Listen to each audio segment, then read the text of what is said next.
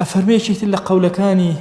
أفرمي هر چنك كبر كوتنا ودلطة ومن دخل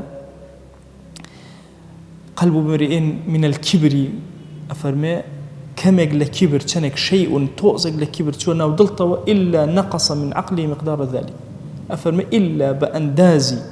چنك كبر كردوه اللوت برس كردوه لسرزوي أو اندل عقلها توتخوار يكتل لقسكاني أفرمي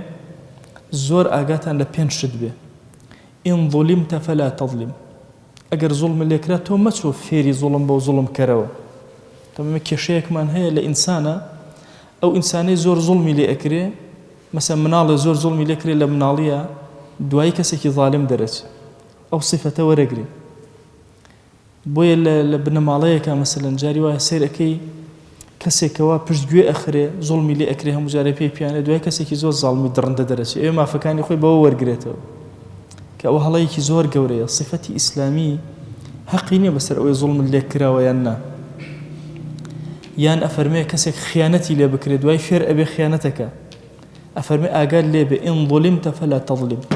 أجر ظلم اللي كراتو نتشي ظلمكي وإن خانوك فلا تخن أجر خلق خيانتي يعني توج نتشي خيانتك فير نبي وإن كذبت فلا تغضب أجر بدرو خرايتو تورا نبي لسروي بدرو خرايتو وإن مدحت أجر هاتو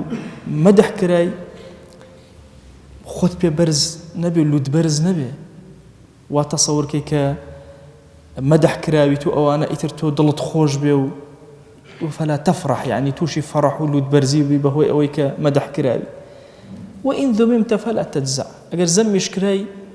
دنيا اللي نيته ويتر وابزاني دنيا كاولوا طبيعية ذم كري مدح كري أو مدح الذنب بسر زماني خلقه غيري أو نبي في غمر صلى الله عليه وسلم كبوصف باسي كردوك أو بشارتي كبو إيمان داران للدنيا أجر باسشة باسكرين أجر نهي السودي هني بوتو باسكري باز نكري باش باسي أخرى شيء زرق لتو أدا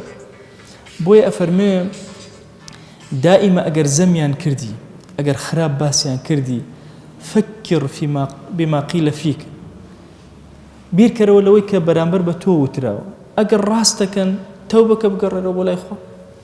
أجر راس ناكن برامبرت أفرمي أو كردوي كي زور باشي جورد ورقرتو بيني خوت وخوا شتيك ببيو ماندوبي